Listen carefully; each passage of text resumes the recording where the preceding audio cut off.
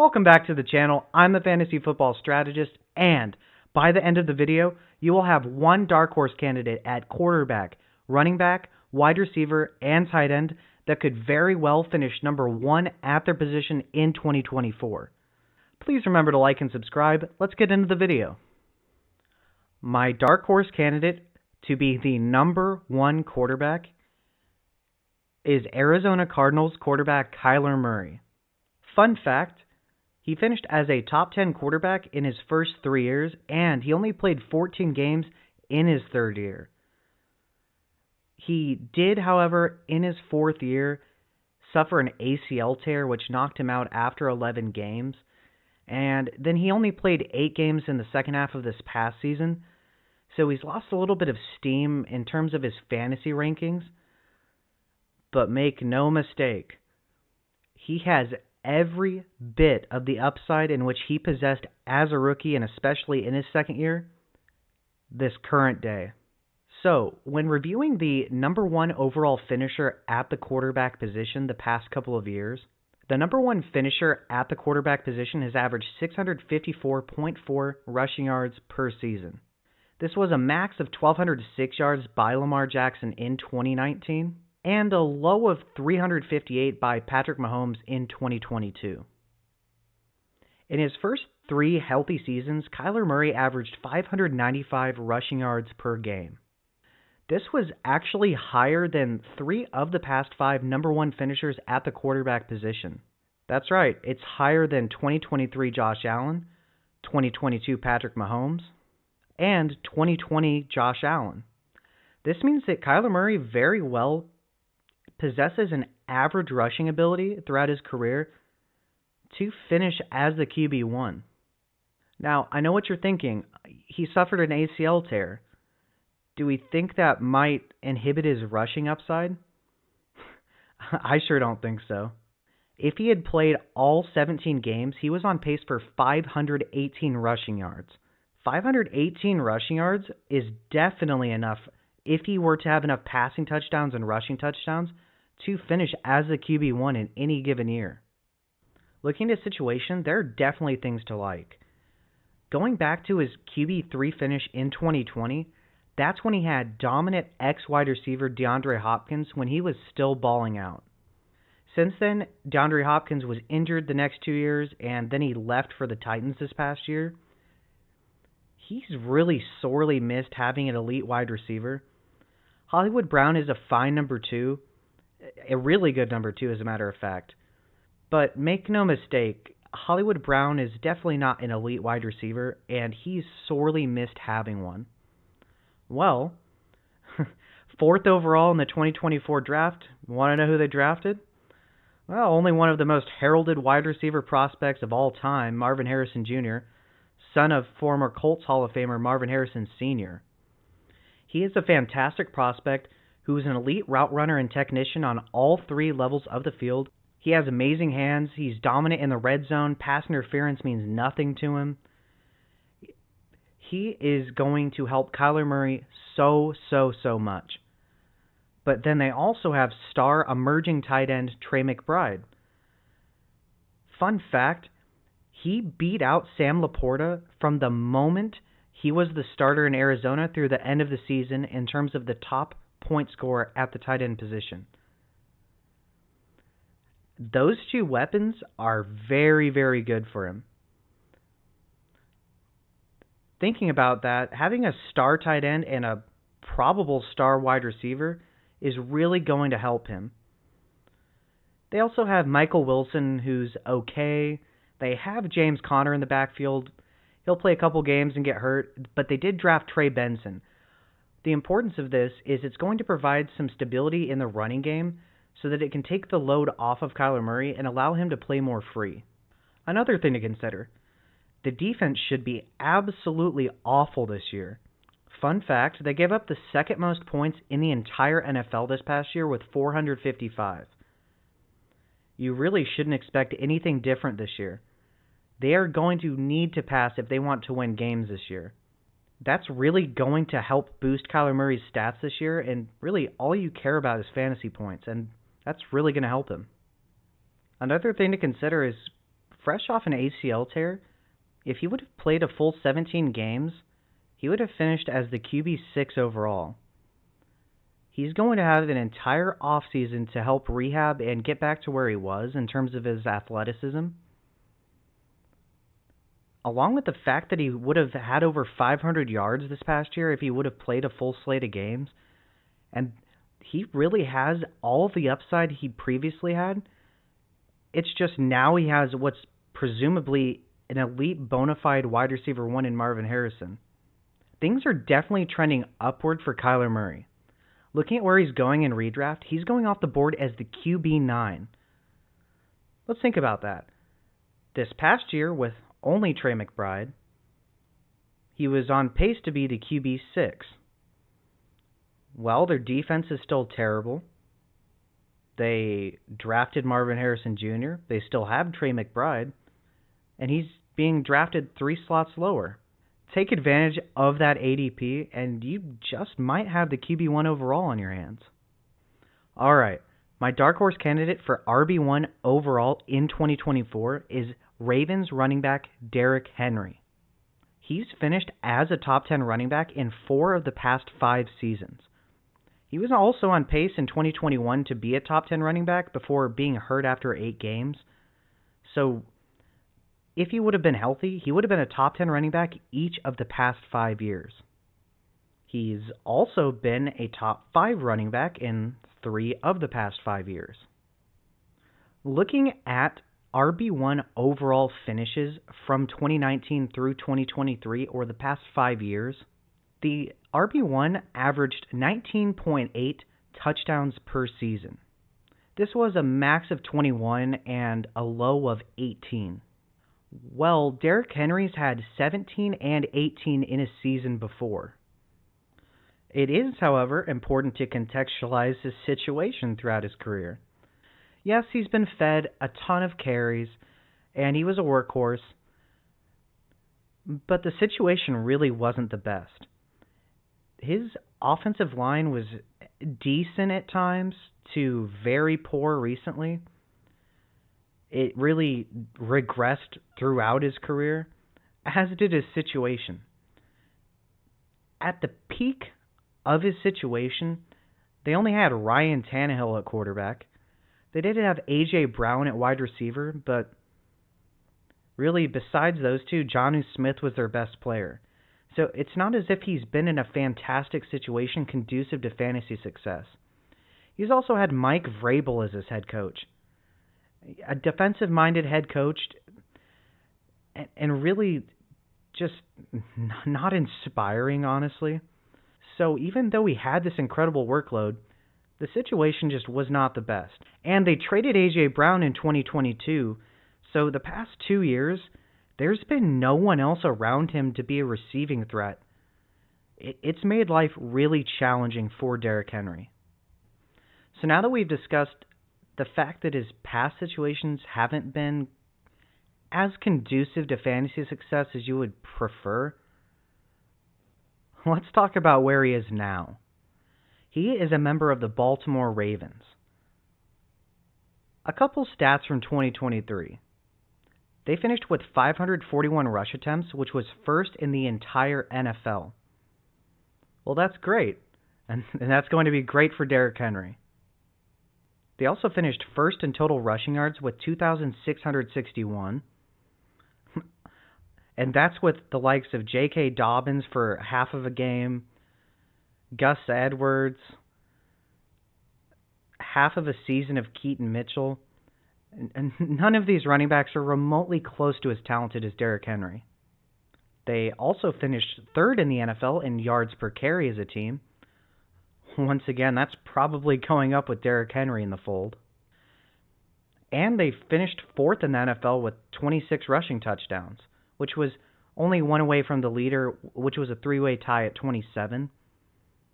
You could probably project that to at least remain the same. So before Derrick Henry, they were already one of, if not the most successful rushing team in the NFL. Well, now they have a much better running back, who is a workhorse, and who really hasn't shown very much decline. This is absolutely fantastic. Plus, unlike with what he's had with the Titans, Mark Andrews, Lamar Jackson, Zay Flowers, all of these players should be scary enough for defenses to prevent them from really stacking the box against him. Sure, they're going to stack the box against him every now and then, but they're not going to be able to do that like they were the past couple of seasons when he didn't have anyone around him to scare defenses. Another fun fact, in 2023, the Ravens finished 5th in the NFL in run block win rate. That means they're extremely successful at winning their run blocks. You really shouldn't expect much to change. They did lose Morgan Moses, but they're still going to be just fine. It's been forever since they had a running back as good as Derrick Henry in Baltimore. Derrick Henry is a real threat to score 20 to 25 total touchdowns this year, and you shouldn't be surprised if he does just that. He's currently being drafted as the RB11 in redraft leagues.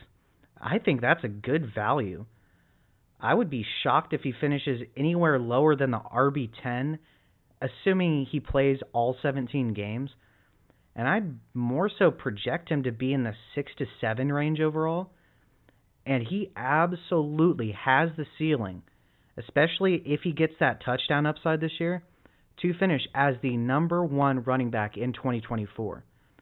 Draft him at his RB11 ADP and laugh your way to fantasy championships in 2024. My dark horse wide receiver 1 candidate is Cardinals rookie Marvin Harrison Jr. He's a rookie, so there's no past stats for me to discuss with you about in terms of NFL production anyways. But man, he was a menace at Ohio State. When we think about it, he received 4th overall draft capital, which is absolutely ridiculous. He goes to the Arizona Cardinals, who have an established quarterback in Kyler Murray, who has a history of highly targeting his number 1 X receiver, DeAndre Hopkins. And Marvin Harrison Jr. figures to be the new DeAndre Hopkins for this team. Looking at the surrounding cast, they do have Trey McBride, who's a star at tight end.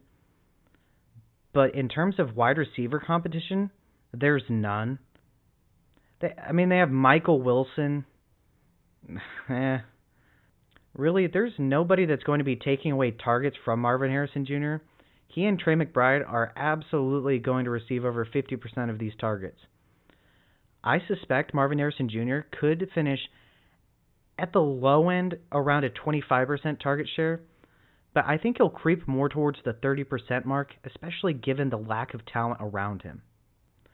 And if he were to receive more so towards the 30% target share mark, he could absolutely reach the ceiling prediction that I'm going to share with you at the end of this segment. As I said earlier, the Cardinals' defense gave up 455 points, which is second worst in the entire NFL this past year. That's not going to change. Their defense is still absolutely atrocious. What does that mean? It means that the Cardinals, if they want to win games, are going to have to pass. Well, that's fantastic for Marvin Harrison Jr.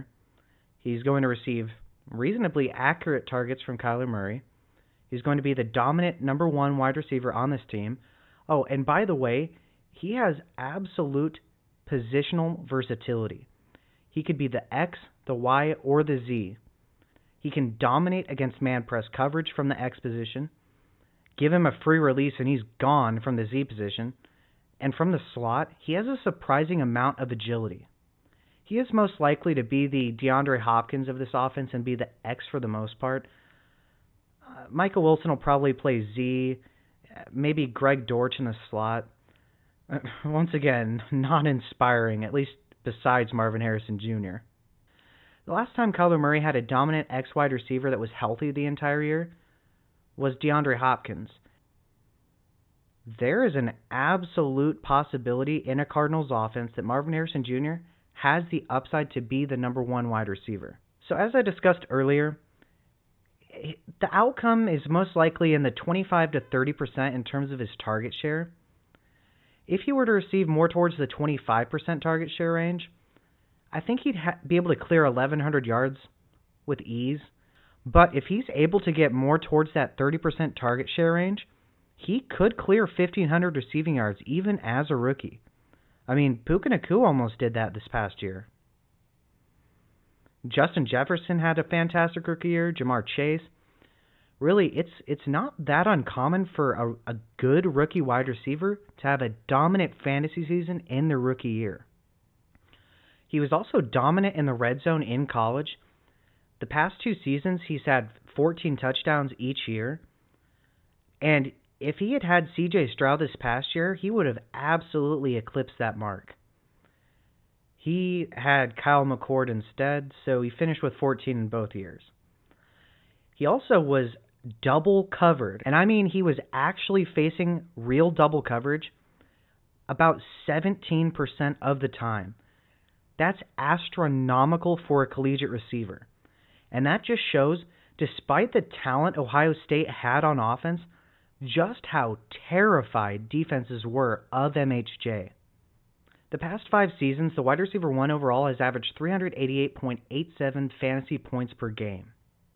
This is with a high of 439.5 with Cooper Kupp in 2021, and a low of 358.4 with Devontae Adams in 2020. So a decently large range in terms of potential wide receiver 1 overall outcomes. If, and I mean if, he is able to reach right around that 30% target share, he could have a 120 catch, 1,500 yard, 14 touchdown season. That would barely put him below the threshold for the past 5 years for the wide receiver 1 overall. And if he's able to eclipse that, which he absolutely can, because these are just estimates, obviously, he could perform even better than that. He could have 2,000 yards for all we know. Unlikely, but he is one of the best prospects we've seen in quite some time, going into a situation where he's the only credible threat at wide receiver, at least, connected to a good quarterback in Kyler Murray, on a team that has no defense. He's currently being drafted as the wide receiver 9 in redraft leagues.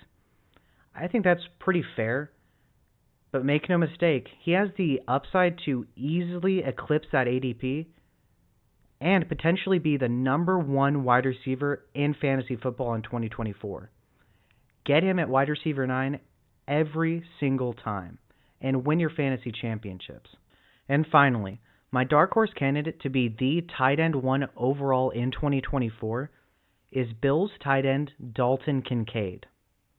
He's going into his second year in the NFL, and he did finish as the tight end 11 this past season. Really, that's quite impressive for a rookie, especially a tight end. Tight ends are notorious for taking years to develop. Throughout history, though, that's just not been the case because it's really hard for them to learn both the passing game and to be able to learn the blocking schemes as well. So, really, you couldn't have asked for much of a better rookie season from him, especially considering he wasn't the number 1 target. It was Stephon Diggs. And even better, he's still only 24 years old, so he likely hasn't scratched the surface as to how good he's going to be in the NFL. Another thing, well, the Bills got rid of Stephon Diggs. They drafted Keon Coleman. They signed Curtis Samuel. They still have Khalil Shakur. He's going to be the number 1 target, make no mistake. He is one of the few tight ends that is the number 1 target on their team. Others are Travis Kelce, if he still is this year, we'll see, and Mark Andrews. Really, it's not very common in the NFL. Even star tight ends like Sam Laporta aren't the number 1 targets. So it's a really good situation for him this year. Also, they plan to use Keon Coleman at X. He's neither quick nor fast, struggles to separate, and is horrible against zone coverage. Essentially everything you don't want in an X wide receiver. But their supporting cast around him is even less capable of playing X than he is. Curtis Samuel, you want him at Z, and that's where they're going to use him. And Khalil Shakur, you want him in the slot, and that's where they're going to use him.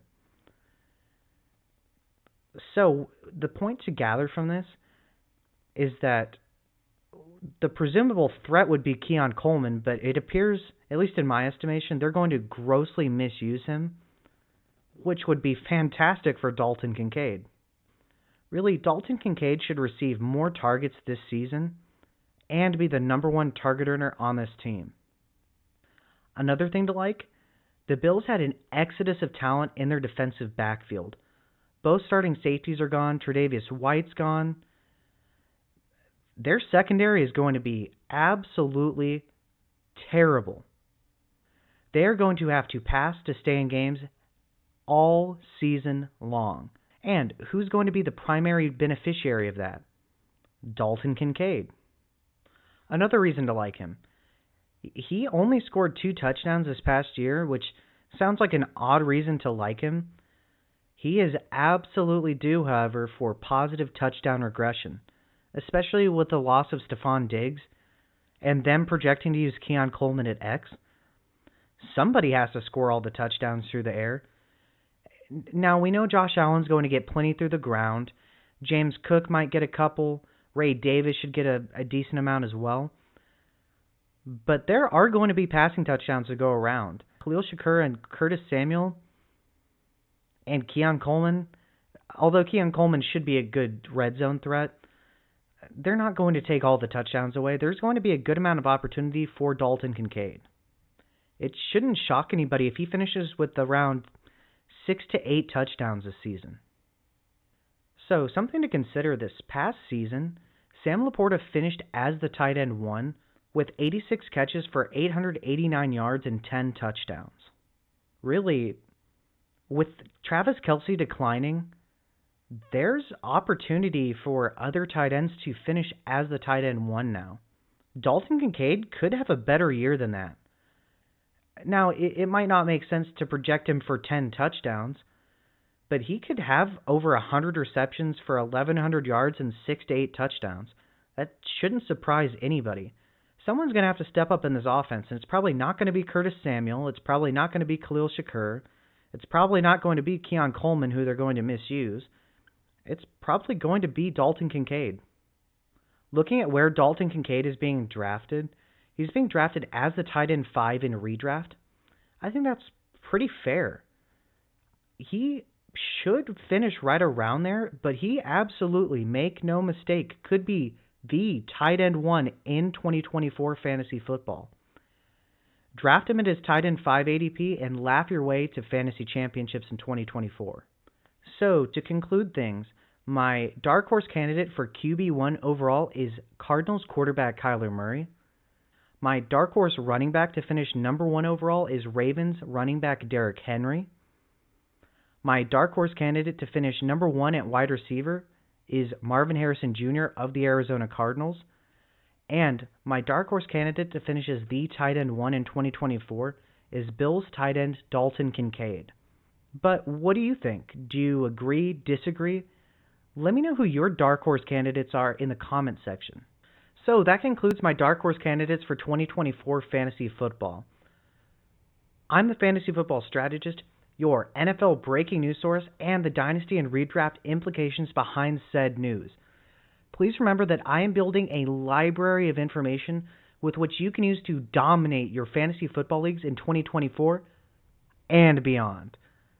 Please remember to like and subscribe. It would mean the absolute world to me. Thank you and have a good day.